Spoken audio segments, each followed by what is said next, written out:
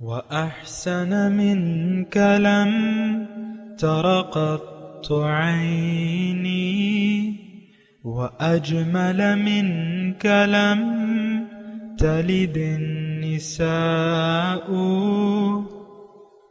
خلقت مبرأ من كل عيب خلقت مبرأ من كل عيب كأنك قد خلقت كما تشاء.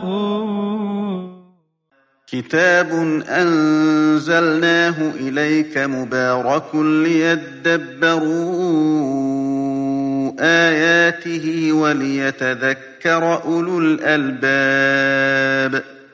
یہ کتاب برکت والی ہے جسے ہم نے آپ کی طرف نازل فرمایا ہے تاکہ دانش مند لوگ اس کی آیتوں میں غور و فکر کریں اور نصیحت حاصل کریں. اللہم صلی علی سیدنا محمد وعلی آل سیدنا محمد بعدد کل ذرۃ مئۃ الف الف مرۃ. سامعین و ناظرین اکرام، السلام علیکم ورحمۃ اللہ وبرکاتہ.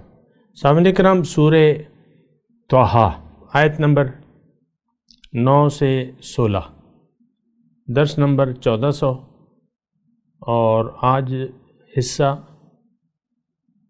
8واں حصہ ہے اس کا. اور آج کا موضوع کیا ہم سب اپنے رب کے باغی ہیں. اس کے ساتھ آج کے سبق کا آغاز کرتے ہیں. سب سے پہلے گزشتہ سبق کا اعادہ ہوگا. اعوذ باللہ من الشیطان الرجیم. پناہ مانگتا ہوں میں اللہ کی شیطان مردود سے. بسم اللہ الرحمن الرحیم.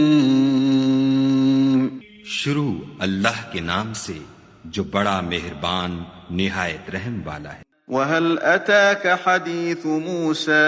اور کیا تمہیں موسیٰ کے حال کی خبر ملی ہے؟ اِذْ رَأَىٰ نَارًا فَقَالَ لِأَهْلِهِمْ كُثُوا إِنِّي آنَسْتُ نَارًا لَعَلِّي آتيكم منها بقبس أو أجد على النار هدى. جب انہوں نے آگ دیکھی تو اپنے گھر کے لوگوں سے کہا کہ تم یہاں ٹھہرو، میں نے آگ دیکھی ہے، میں وہاں جاتا ہوں، شاید اس میں سے میں تمہارے پاس انگاری لاؤں یا آگ کے مقام کا رستہ معلوم کر سکوں. فلما أتاها نودي يا موسى. جب وہاں پہنچے تو آواز آئی کہ موسیٰ، أنا ربك فاخلع نعليك إنك بالواد المقدس طوى. میں تو تمہارا پروردگار ہوں، تو اپنی جوتیاں اتار دو، تم یہاں پاک میدان یعنی طویٰ میں ہو. وأنا اخترتك فاستمع لما يوحى. اور میں نے تم کو انتخاب کر لیا ہے تو جو حکم دیا جائے اسے سنو. إنني أنا الله لا إله إلا أنا فاعبدني وأقم الصلاة لذكري. بے شک میں ہی خدا ہوں، میرے سوا کوئی معبود نہیں، تو میری عبادت کیا کرو اور میری یاد کے لیے نماز پڑھا کرو. إن الساعة آتية أكاد أخفيها لتجزى كل نفس بما تسعى. قیامت یقیناً آنے والی ہے، میں چاہتا ہوں کہ اس کے وقت کو پوشیدہ رکھوں تاکہ ہر شخص جو کوشش کرے اس کا بدلہ پائے. فلا يصدنك عنها من لا يؤمن بها واتبع هواه فتردى. تو جو شخص اس پر ایمان نہیں رکھتا اور اپنی خواہش کے پیچھے چلتا ہے، کہیں تم کو اس کے یقین سے روک نہ دے تو اس صورت میں تم ہلاک ہو جاؤ. سامعین اکرام، سورہ طٰہٰ آیت نمبر 9. وَهَلْ أَتَاكَ حَدِيثُ مُوسَىٰ، اور تمہیں کچھ موسیٰ علیہ السلام کی خبر بھی پہنچی ہے. اِذْ رَأَىٰ نَارًا، جب انہوں نے آگ دیکھی. فَقَالَ لِأَهْلِهِمْ كُثُوا، تو اپنے گھر والوں سے کہا کہ ذرا ٹھہرو. انی آنست نارا، میں نے آگ دیکھی ہے. لعلی آتیکم منہا بقبس، شاید کہ میں تمہارے لیے ایک آدھ انگارہ لے آؤں، او اجد علی النار ہدا، یا اس آگ پر مجھے کوئی راستے کے متعلق رہنمائی مل جائے۔ فلما اتاہا نودی یا موسیٰ، جب وہاں پہنچے تو پکارا گیا، اے موسیٰ انی انا ربکا، اے موسیٰ میں ہی تمہارا رب ہوں، فخلعنا علیک، جوتیاں اتار دو، انک بالوادی المقدس طویٰ، تم وادی مقدس طویٰ میں ہو، وَأَنَا اخْتَرْتُكَ، اور میں نے تمہیں چن لیا ہے، فَاسْتَمِعْ لِمَا يُوحَىٰ، تو سنو جو وحی کیا جاتا ہے، اِنَّنِي أَنَا اللَّهُ لَا إِلَٰهَ إِلَّا أَنَا، میں ہی اللہ ہوں، میرے سوا کوئی اللہ معبود نہیں، الہ نہیں، وَأَقِمِ الصَّلَاةَ لِذِكْرِي، اور فَاعْبُدْنِی، تو بس تم میری بندگی کرو، وَأَقِمِ الصَّلَاةَ لِذِكْرِی، اور میری یاد کے لیے نماز قائم کرو، اِنَّ السَّاعَةَ آتِیَةٌ، بے شک قیامت کی گھڑی ضرور آنے والی ہے، اکاد اخفیہا، میں اس کا وقت مخفی رکھنا چاہتا ہوں، لِتُجْزَى كُلُّ نَفْسٍ بِمَا تَسْعَىٰ، تاکہ ہر متنفس کو اس کی سعی کے مطابق بدلہ دیا جائے۔ فَلَا يَصُدَّنَّكَ عَنْهَا مَنْ لَا يُؤْمِنُ بِهَا، پس تمہیں نہ روک دے اس گھڑی کی فکر سے، فَلَا يَصُدَّنَّكَ، تمہیں نہ روک دے، عَنْهَا، اس قیامت کے خیال سے، جو اس پر یقین نہیں رکھتا، مَنْ لَا يُؤْمِنُ بِهَا، جو اس پر یقین نہیں رکھتا، وَاتَّبَعَ هَوَاهُ، اور یہ اپنی خواہشات نفس کے پیچھے پڑ گیا، فَتَرْدَى، اور اگر تم ایسا کرو گے تو ہلاکت میں پڑ جاؤ گے۔ سامعین کرام، بہت ہی اہم موضوع ہے اور بہت ہی تدبر، تفکر، تعقل کا متقاضی ہے، اور دیکھیں قرآن کے لیے اللہ تعالیٰ نے خاص طور پہ یہ فرمایا ہے کہ افلا یتدبرون القرآن ام علی قلوب اقفالها، کیا یہ قرآن کے معنی اور مفاہیم پر غور نہیں کرتے یا ان کے دلوں پر تالے لگے ہوئے؟ جہاں تک ہمارا حال ہے تو بات ایسی ہے، بہت ہی مجھے افسوس کے ساتھ کہنا پڑتا ہے، کوئی خوشی تو مجھے نہیں ہوتی یہ الفاظ کہتے ہوئے، دکھ اور تاسف کے ساتھ یہ بات میں کہہ رہا ہوں کہ ہمارے دلوں پر اجتماعی طور پہ اور انفرادی طور پر تالے لگے ہوئے ہیں، کیونکہ میں دیکھیں جس معاشرے میں رہ رہا ہوں وہاں میں ایسا محسوس کر رہا ہوں کہ لوگوں کے دلوں پر تالے ہیں۔ اس کی وجہ کیا ہے؟ اس کی وجہ یہی ہے جو ہم نے آیت نمبر 16 میں پڑھی، فَلَا يَصُدَّنَّكَ عَنْهَا مَنْ لَا يُؤْمِنُ بِهَا وَاتَّبَعَ هَوَاهُ فَتَرْدَى، تم ہلاک ہو جاؤ گے اگر تم خواہشات نفس کے پیچھے پڑ گئے، اور آخرت پر یقین جو ہے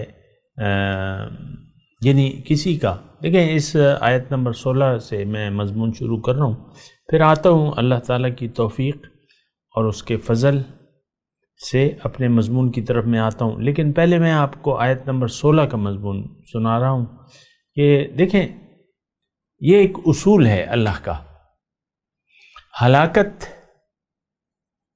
اور کامیابی کس میں ہے؟ یہ ترجمہ سامعین کرام اللہ تعالیٰ کے فضل اور اس کی توفیق سے میں آپ سے بات کر رہا ہوں، اور ان مضامین کو ہم سمجھنے کی کوشش کر رہے ہیں، اور میں آپ سے دیکھیں یہ کہہ رہا ہوں، بار بار کہہ رہا ہوں کہ دیکھیں اللہ کے پاس ہماری ہدایت کا کتنا زیادہ خیال ہے۔ دیکھیں موسیٰ علیہ السلام موجود تھے اور ابراہیم علیہ السلام گزر چکے تھے، ابراہیم، اسحاق اور یعقوب، یہ سارے پیغمبر گزر چکے تھے، یقیناً ان کی تعلیمات اس وقت موجود ہوں گی، کیونکہ کوئی وقت ایسا نہیں رہا کہ جہاں پیغمبر کی تعلیمات نہ ہوں۔ زمانہ فطرت یعنی حضور عیسیٰ علیہ السلام اور حضور صلی اللہ علیہ وسلم کے زمانے کو زمانہ فطرت کہتے ہیں، لیکن اس دور میں بھی یعنی سچے لوگ موجود تھے، یعنی تعلیمات موجود تھی، جس میں سے ایک مثال جو ہے ورقہ بن نوفل ہے کہ وہ عیسائی ہو گئے تھے، یعنی مسلمان ہو گئے تھے، مشرک تھے مسلمان ہو گئے تھے مکے کے باشندے۔ بہرحال تو ایک تو یہ ہے کہ کتنا اللہ تعالی ہماری ہدایت کے بارے میں حریص ہے، اللہ حریص ہے، اور حضور صلی اللہ علیہ وسلم بھی حریص علیکم کے الفاظ ہیں ان کے بارے میں کہ تمہاری ہدایت کے معاملے میں بڑے حریص ہیں۔ اچھا دیکھیں، اس میں ایک بات میں آپ کو یہ کرنا چاہتا ہوں کہ دیکھیں یہ حرص جو ہے یہ ہمارے لیے ہے۔ بعض اوقات تو ہم حریص ہوتے ہیں ایک بات کہ اس میں اپنا فائدہ ہمارا ہوتا ہے، کسی بات کو ہم ہوتا ہوا دیکھنا چاہتے ہیں، لیکن اس میں ہمارا اپنا مفاد کہیں نہ کہیں چھپا ہوتا ہے۔ اس کے بارے میں زیادہ میں آپ سے بات نہیں کر رہا، لیکن اللہ اور اس کے رسول، اللہ تعالیٰ تو بے نیازوں کا بے نیاز ہے، اس کو کیا ضرورت ہے، اس کو کیا فائدہ ہے سوائے اس کے کہ وہ ہمارے لیے حریص ہے۔ وَكَانَ بِالْمُؤْمِنِينَ رَحِيمًا، جو ایمان لے آئیں ان کے لیے تو بڑا ہی مہربان ہے اللہ تعالیٰ۔ اور لرؤوف، ان اللہ لرؤوف بالناس، اللہ تعالیٰ لوگوں پر مہربان ہے۔ تو دیکھیں پیغمبر کی طرف سے جو ہدایت آتی ہے اللہ تعالیٰ کی طرف سے، اللہ تعالیٰ پیغمبر کے ذریعے جو ہدایت ہمیں پہنچاتا ہے، تو اس کا مقصد کیا ہے کہ یہ لوگ نجات پا جائیں، فلاح پا جائیں، اور یہی ہر پیغمبر کی آمد کا مقصد ہے کہ لوگوں کو دوزخ کے عذاب سے بچا لیا جائے اور جنت کا راستہ دکھایا جائے۔ ہمارے حضور صلی اللہ علیہ وسلم کے بارے میں اللہ تعالیٰ ارشاد فرماتا ہے وَإِنَّكَ لَتَهْدِي إِلَىٰ صِرَاطٍ مُسْتَقِيمٍ، اے پیغمبر آپ ان کو سیدھے راستے کی ہدایت دینے والے ہیں۔ صراط اللہ الذی لہ ما فی السماوات والارض، یہ اس ذات کا راستہ ہے جس کے لیے ہے جو کچھ آسمانوں اور زمین میں ہے۔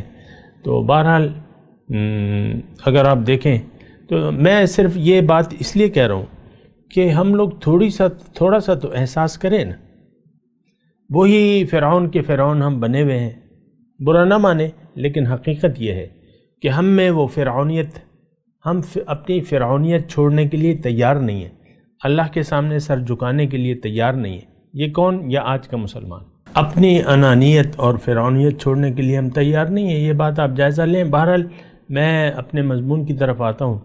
موسیٰ علیہ السلام کو اللہ تعالیٰ نے چنا، وَأَنَا اخْتَرْتُكَ فَاسْتَمِعْ لِمَا يُوحَىٰ، میں نے تمہیں چن لیا ہے اور سنو جو وحی کی جاتی ہے۔ جو مرکزی نقطہ ہے پھر یہاں شروع ہوتا ہے آیت نمبر 14 میں، اِنَّنِي أَنَا اللَّهُ لَا إِلَٰهَ إِلَّا اللَّهُ إِلَّا أَنَا فَاعْبُدْنِي وَأَقِمِ الصَّلَاةَ لِذِكْرِي، نماز قائم کرو میری یاد کے لیے۔ یہاں پہ رک کے میں تھوڑا سا نماز کے بارے میں آپ کو ایک بات بتانا چاہتا ہوں، وہ یہ ہے کہ دیکھیں نماز معجون مرکب ہے، عبادت کا معجون مرکب ہے۔ نماز کا مقصد کیا ہے؟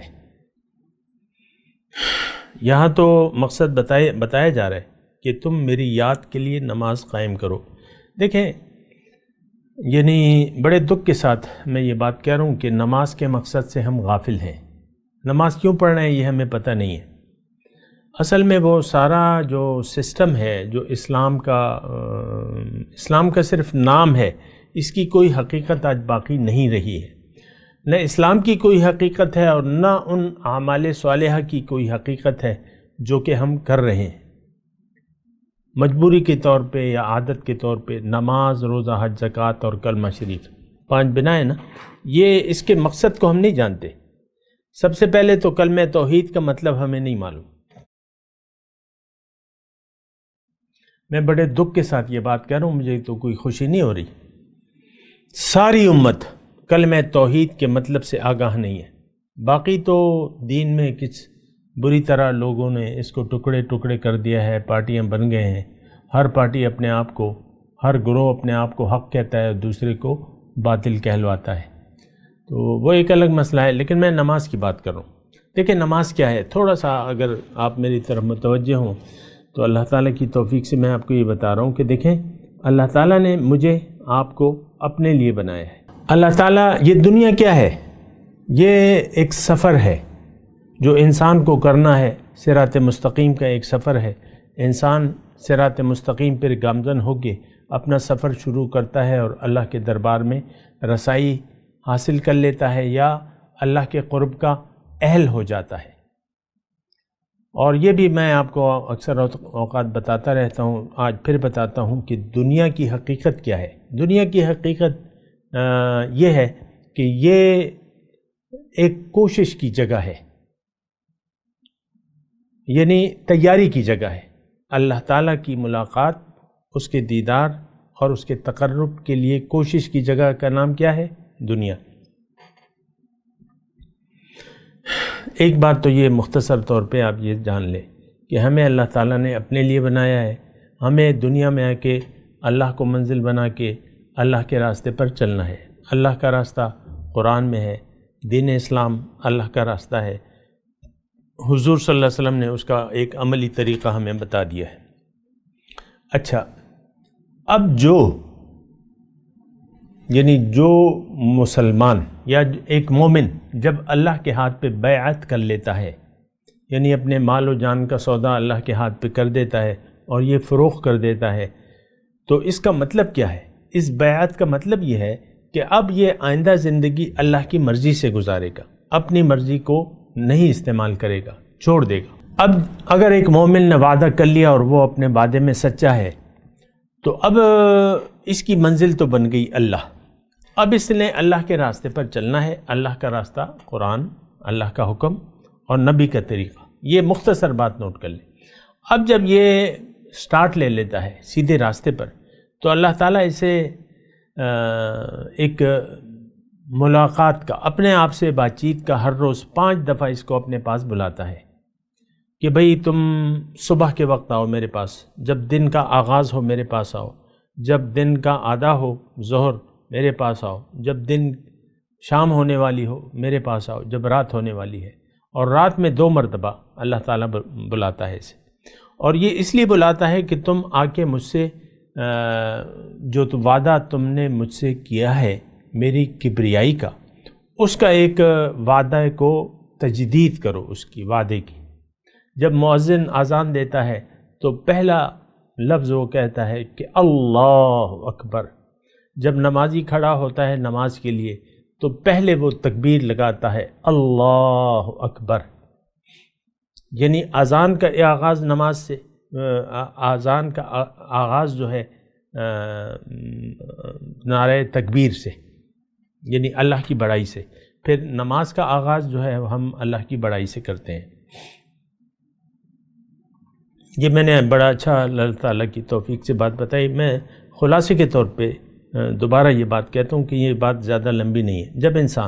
جب مومن اپنے آپ کو بیچ ڈالتا ہے، اپنے مال و جان کا سودا کر لیتا ہے، اپنے آپ کو اللہ کے حوالے کر دیتا ہے، اب اس کو اللہ کی مرضی سے زندگی گزارنی ہوگی. اس کو خواہشات نفس کو ایک طرف رکھ کے، نفس کی خواہشات کو بالائے طاق رکھ کے اللہ کی مرضی کے مطابق زندگی گزارنی ہوگی اور احتیاط سے یہ زندگی گزارنی ہوگی. 5 دفعہ اللہ تعالیٰ اسے موقع فراہم کرتا ہے کہ تم جب آغاز کرو دن کا میرے پاس آؤ اور مجھ سے وعدہ وعید کی تجدید کر کے دن کا آغاز کرو. اور یہ نماز کیا ہے؟ یہ اللہ سے وعدے کی تجدید کی بات ہے کہ کہیں اللہ تعالیٰ ہمیں بھول نہ جائے. ہم اللہ سے وعدے، مومن یہ نماز میں اللہ سے اس وعدے کو دہراتا ہے، ایاک نعبد و ایاک نستعین اہدنا صراط المستقیم. اچھا، پھر ہر نماز کی ہر رکعت میں آپ سورہ فاتحہ پڑھتے ہیں، اور سورہ فاتحہ کیا ہے؟ تجدید عہد کی بات ہے. اس میں ایاک نعبد و ایاک نستعین، یہ مختصر میں نے آپ کو بتائی. وَأَقِمِ الصَّلَاةَ لِلذِّكْرِ، ایسا نہ ہو اے مومن کہ تم عبادت، دیکھیں فَاعْبُدْنِي وَأَقِمِ الصَّلَاةَ لِلذِّكْرِ، میری عبادت کرو اور میری یاد کے لیے، اس وعدے کی یاد کے لیے نماز قائم کرو. یعنی 5 وقتہ نماز تمام شرائط اور آداب کے ساتھ جب نماز ادا کی جاتی ہے تو اس کو اقامت صلاۃ کہا جاتا ہے. نماز قائم کرو، اس کی اپنی شرائط ہیں. جامہ پاک ہو، جگہ پاک ہو، بدن پاک ہو، کپڑے پاک ہوں، اور پھر آپ تکبیر لگائیں اور اللہ سے بات چیت کریں۔ تو یہ اللہ کی یاد، نماز ہمیں اپنے وعدے کی یعنی یاد دہانی کراتی ہے کہ جو وعدہ مومن اللہ سے کر چکا ہوتا ہے تو اس کی تجدید ہے۔ بس یہ ایک مختصر مضمون ہے۔ اب صورتحال یہاں کی یہ ہے کہ ہمیں تو کلمے کا مطلب بھی پتہ نہیں ہے، چہ جائے کہ اپنے آپ کو ہم پہچانیں، اپنے زندگی کے مقصد کو پہچانیں، جانوروں کی طرح ہم زندگی گزار رہے ہیں، ہمیں کچھ پتہ نہیں ہے، اپنی حقیقت کا ہمیں پتہ نہیں ہے کہ ہم کون ہیں، کیوں ہیں، ہم نے کرنا کیا ہے۔ ہم راستہ بھٹک چکے ہیں۔ آج کا مسلمان من حیث القوم اور من حیث الامت راستہ بھٹک گیا ہے۔ اس نے دنیا کے دھوکے میں آ گیا ہے اور اس نے دنیا کو اپنی منزل مقصود بنا لی ہے۔ ہماری تمام کوششیں آپ دیکھ لیں، مجھے اس میں کوئی خاص دلائل اور ثبوت کی ضرورت نہیں ہے، آپ اپنی زندگی کو دیکھ لیں، آپ کی زندگی ظاہر کے لیے گزر رہی ہے، باطن ہمارا تو اس پر یقین نہیں ہے، اللہ ہمارا یقین نہیں ہے۔ آپ کا سارا بھروسہ، سارا ٹرسٹ اور ساری امیدیں ظاہر سے وابستہ ہیں۔ آپ اپنی امیدوں کو دیکھ لیں، آپ اپنی پریشانیوں کو دیکھ لیں، آپ اپنی خوشیوں کو دیکھ لیں، آپ اپنے توقعات کو دیکھ لیں، آپ اپنے مستقبل کے منصوبوں کو دیکھ لیں، ان سارے کا سارا کا تعلق جو ہے وہ صرف ظاہر سے ہے۔ آج کا انسان ظاہر کے لیے جی رہا ہے اور یہ ظاہر کے لیے جینا چاہتا ہے، بات ختم ہو جاتی ہے۔ بہرحال پیغمبر اس لیے آتا ہے کہ وہ لوگوں کو وہ وعدہ یاد دلائے، وعدہ الست، اور اللہ کی طرف دعوت دے۔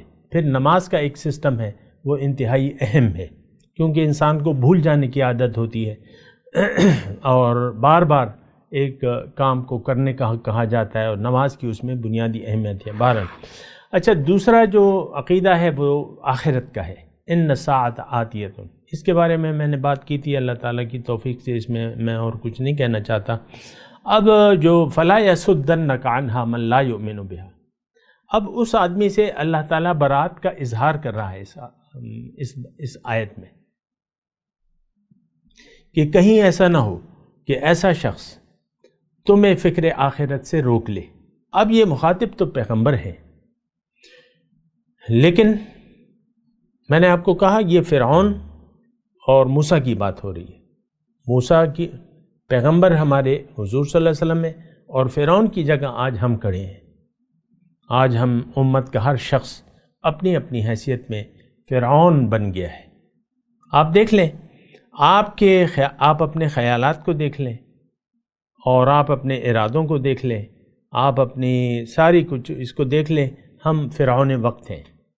ہم اللہ کی سننے کے لیے تیار نہیں ہیں۔ یہ تو میرا تجربہ بھی ہے، اور اللہ تعالیٰ بھی کہہ رہا ہے کہ زمانہ سارا نقصان میں جا رہا ہے۔ تو کوئی اللہ کو منزل بنانے کے لیے تیار نہیں ہے، کوئی اپنا رخ خالص اللہ کی طرف پھیرنے کے لیے تیار نہیں، کوئی ٹوٹل سرنڈر کے لیے تیار نہیں ہے۔ اچھا، یہ ساری باتیں میں بات کر بھی چکا ہوں، لیکن بات نہایت اہم ہے۔ میں آپ کو یہ کہہ رہا ہوں کہ ہمارا یوم آخرت پر کوئی ایمان نہیں ہے، من لا یؤمن بہا۔ اب اس میں اگر آپ دیکھیں تو اس شخص سے تقریباً برات کا اظہار ہو رہا ہے اللہ تعالیٰ، یعنی اس شخص کو وہ برائے نام اس کا تذکرہ کر رہا ہے کہ اے مومن، کہیں ایسا نہ ہو، اے داعی قرآن، اے مومن، اے اللہ سے بیعت کرنے والے، ایسا نہ ہو کہ ایسے شخص کی باتیں کی طرف تم متوجہ ہو جاؤ، دنیا داروں کی باتیں سننے لگو جن کا آخرت پر ایمان نہیں ہے۔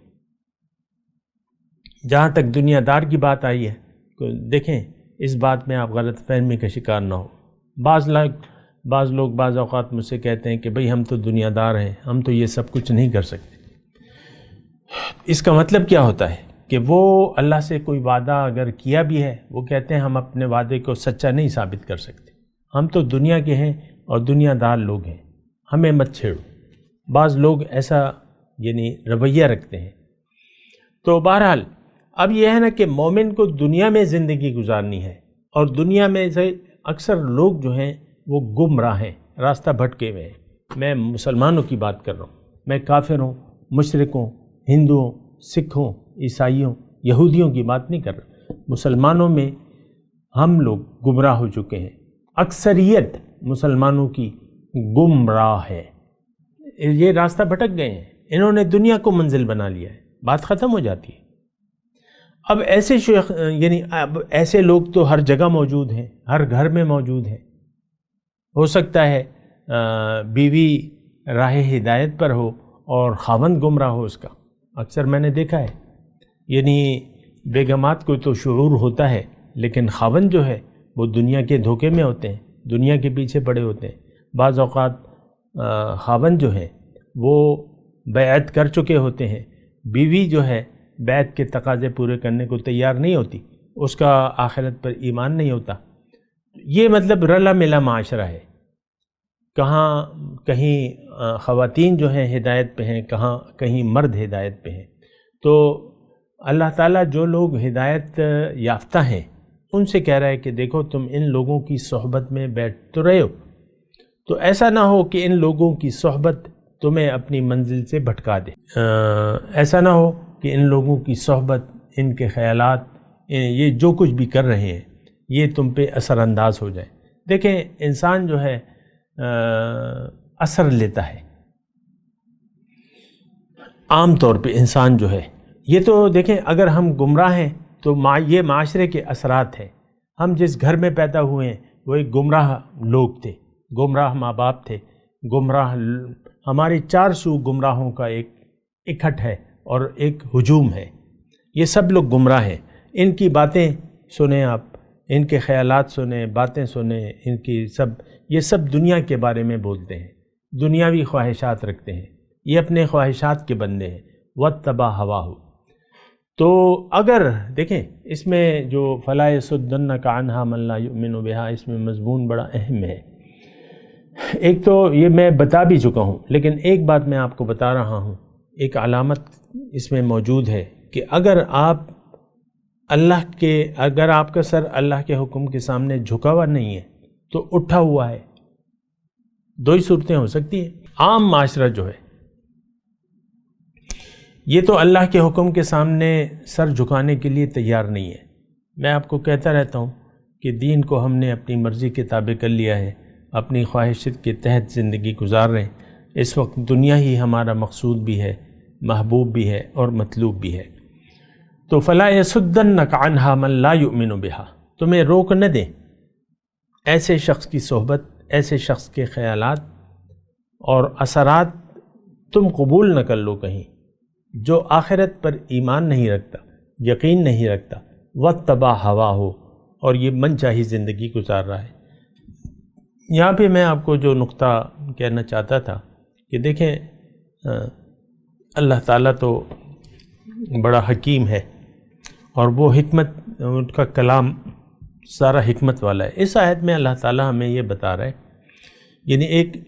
یعنی حکمت کی بات ہے۔ حکمت کی بات یہ ہے کہ اگر کوئی انسان اپنا محاسبہ کرنا چاہے کہ بھئی کہیں میرا آخرت پر ایمان ہے کہ نہیں ہے، من لا یؤمن بہا، تو اس آیت میں ایک طریقہ کار بتایا، لٹمس ٹیسٹ جسے کہتے ہیں، وہ بتایا جا رہا ہے کہ بھئی تم انسان، دیکھیں میں مختصر بات کر رہا ہوں، اگر آپ زندگی منچاہی گزار رہے ہیں، اللہ کے دین کو آپ نے مرضی کے تابع کر لیا ہے، کچھ لیتے ہیں کچھ نہیں لیتے، ٹوٹلی یعنی اللہ کے سامنے اپنے سر نہیں جھکایا اور اپنے خواہشات نفس کی پیروی کر رہے ہیں، یا دین کو آپ نے اپنی خواہشات کے تابع کر لیا ہے، تو اس کا مقصد یہ ہے، اس کا مطلب یہ ہے کہ آپ کا یوم آخرت پر کوئی ایمان نہیں ہے، یقین نہیں ہے آپ۔ تو اب بس ایک ٹیسٹ ہے، آپ اپنے آپ کو دیکھ لیں، کیا آپ کی منزل اللہ ہے؟ کیا آپ صراط مستقیم پر ہیں ٹوٹلی؟ کیا آپ دین کو مکمل فالو کر رہے ہیں؟ کیا اللہ کے احکامات کی آپ کی نظر میں اہمیت ہے؟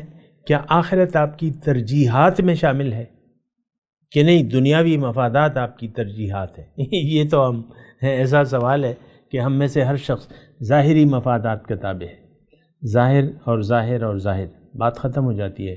تو دیکھیں یہ معاملہ جو ہے جتنا آسان ہے اتنا ہی ایک کڑوا سچ ہے۔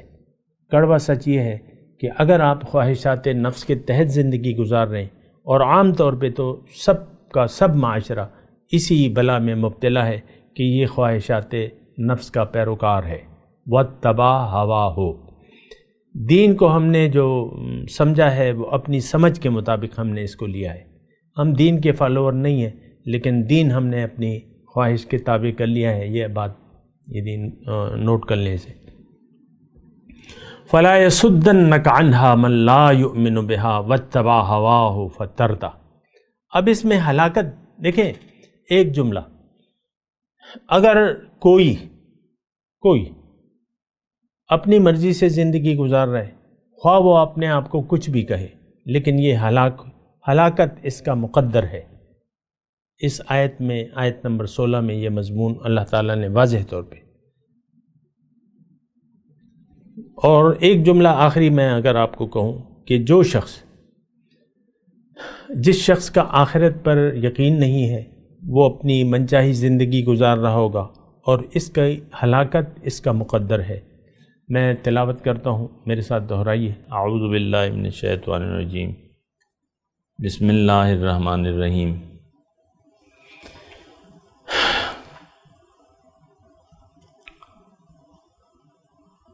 وَهَلْ أَتَاكَ حَدِيثُ مُوسَىٰ إِذْ رَأَىٰ نَارًا فَقَالَ لِأَهْلِهِمْ كُثُوا إِنِّي آنَسْتُ نَارًا لَعَلِّي آتِيكُم مِّنْهَا بِقَبَسٍ أَوْ أَجِدُ عَلَى النَّارِ هُدًى فَلَمَّا أَتَاهَا نُودِيَ يَا مُوسَىٰ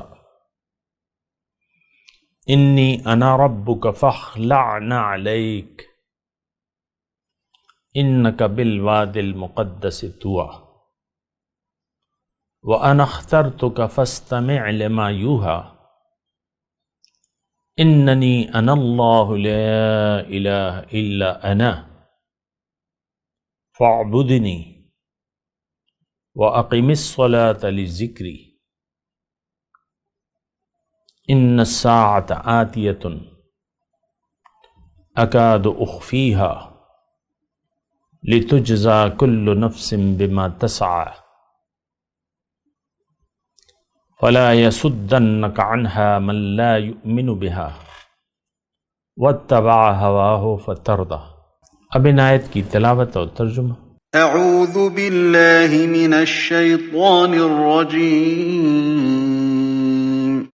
پناہ مانگتا ہوں میں اللہ کی شیطان مردود سے۔ بسم اللہ الرحمن الرحیم۔ شروع اللہ کے نام سے جو بڑا مہربان نہایت رحم والا ہے۔ وَهَلْ أَتَاكَ حَدِيثُ مُوسَىٰ، اور کیا تمہیں موسیٰ کے حال کی خبر ملی ہے؟ اِذْ رَأَىٰ نَارًا فَقَالَ لِأَهْلِهِمْ كُثُوا إِنِّي آنَسْتُ نَارًا لَعَلِّي آتِيكُم مِّنْهَا بِقَبَسٍ أَوْ أَجِدُ عَلَى النَّارِ هُدًى۔ جب انہوں نے آگ دیکھی تو اپنے گھر کے لوگوں سے کہا کہ تم یہاں ٹھہرو، میں نے آگ دیکھی ہے، میں وہاں جاتا ہوں، شاید اس میں سے میں تمہارے پاس انگاری لاؤں یا آگ کے مقام کا رستہ معلوم کر سکوں۔ فَلَمَّا أَتَاهَا نُودِيَ يَا مُوسَىٰ، جب وہاں پہنچے تو آواز آئی کہ موسیٰ، إِنِّي أَنَا رَبُّكَ فَاخْلَعْ نَعْلَيْكَ إِنَّكَ بِالْوَادِ الْمُقَدَّسِ طُوًى۔ میں تو تمہارا پروردگار ہوں، تو اپنی جوتیاں اتار دو، تم یہاں پاک میدان یعنی طویٰ میں ہو۔ وَأَنَا اخْتَرْتُكَ فَاسْتَمِعْ لِمَا يُوحَىٰ، اور میں نے تم کو انتخاب کر لیا ہے تو جو حکم دیا جائے اسے سنو۔ إِنَّنِي أَنَا اللَّهُ لَا إِلَٰهَ إِلَّا أَنَا فَاعْبُدْنِي وَأَقِمِ الصَّلَاةَ لِذِكْرِي۔ بے شک میں ہی خدا ہوں میرے سوا کوئی معبود نہیں، تو میری عبادت کیا کرو اور میری یاد کے لیے نماز پڑھا کرو۔ إن الساعة آتية أكاد أخفيها لتجزى كل نفس بما تسعى۔